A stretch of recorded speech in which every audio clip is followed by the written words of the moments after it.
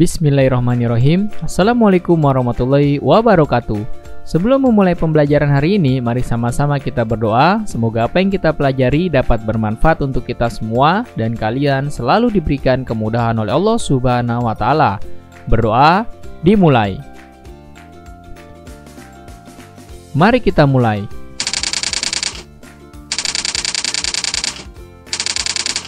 Hari ini kita akan mempelajari tema 7 tentang kepemimpinan, subtema 1, pemimpin di sekitarku, pembelajaran ketiga. Yang pertama kita akan mempelajari muatan PPKN tentang makna sila pertama Pancasila dan penerapannya dalam sehari-hari. Nilai-nilai yang terkandung pada sila ketuhanan yang Maha Esa diantaranya adalah sebagai berikut. Yang pertama, percaya dan takwa terhadap Tuhan yang Maha Esa dengan melaksanakan ibadah sesuai dengan kepercayaannya masing-masing. Yang kedua, mengembangkan sikap saling menghormati dan bekerja sama antar pemeluk agama dan penganut kepercayaan yang berbeda-beda. Berikutnya yaitu membina kerukunan hidup antar sesama umat beragama. Lalu mengembangkan sikap saling menghargai, kebebasan menjalankan ibadah sesuai dengan agama dan kepercayaannya masing-masing. Dan yang kelima, tidak memaksakan suatu agama kepada orang lain. Setiap orang harus mampu mengamalkan nilai-nilai Pancasila dalam kehidupan sehari-hari, termasuk juga seorang pemimpin. Pemimpin yang baik adalah pemimpin yang berlandaskan pada Pancasila. Selanjutnya yaitu muatan IPS tentang peran Indonesia di ASEAN dalam bidang ekonomi. Dalam kerjasama ASEAN di bidang ekonomi, Indonesia berperan sebagai produsen, distributor, dan juga konsumen. Peran Indonesia sebagai produsen adalah menghasilkan berbagai barang-barang kebutuhan masyarakat Indonesia dan juga negara ASEAN lainnya. Sebagai distributor, Indonesia berperan menyalurkan barang-barang tersebut kepada negara-negara ASEAN. Pendistribusian tersebut bertujuan untuk membantu terpenuhinya kebutuhan masyarakat di ASEAN dan juga meningkatkan devisa negara. Peran Indonesia sebagai konsumen adalah membeli berbagai hasil produksi negara lain. Peran tersebut diwujudkan dalam kegiatan impor barang. Peran Indonesia dalam ASEAN diwujudkan dalam bentuk kerjasama sebagai berikut ini. Yang pertama, menerapkan tarif khusus terhadap barang dan jasa sesama negara ASEAN. Tujuannya untuk meningkatkan perekonomian antar negara ASEAN.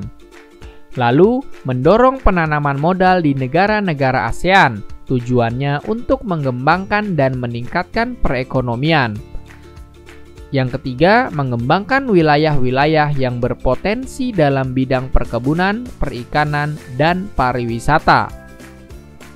Selanjutnya, mendukung kegiatan yang dilakukan oleh Badan Penelitian Bidang Pertanian yang terletak di Filipina. Selanjutnya, mendirikan proyek industri yang dikelola bersama, diwujudkan dengan pendirian pabrik pupuk urea di Aceh dan Malaysia. Tujuannya untuk memperkuat ekonomi regional sesama negara ASEAN. Berikutnya yaitu muatan bahasa Indonesia tentang mengidentifikasi teks pidato.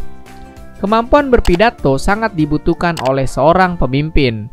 Pidato bertujuan untuk mempengaruhi orang lain agar berpikir dan bertindak sesuai imbauan yang disampaikan, serta memberikan pemahaman atau informasi melalui pidato yang disampaikan. Berikut ini merupakan langkah-langkah menulis teks pidato. Yang pertama, tentukan topik atau tema pidato.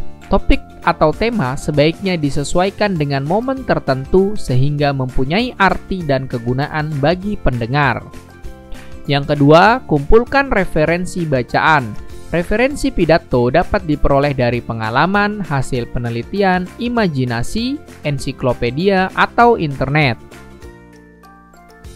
Yang ketiga, buatlah rancangan teks pidato. Rancangan pidato disusun berupa salam pembuka, kalimat pembuka, isi, kalimat penutup, dan juga salam penutup.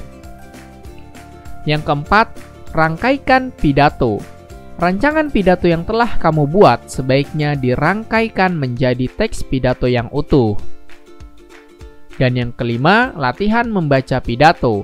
Berlatihlah membacakan teks pidato yang telah kamu buat. Saat berlatih, perhatikan pelafalan dan intonasinya.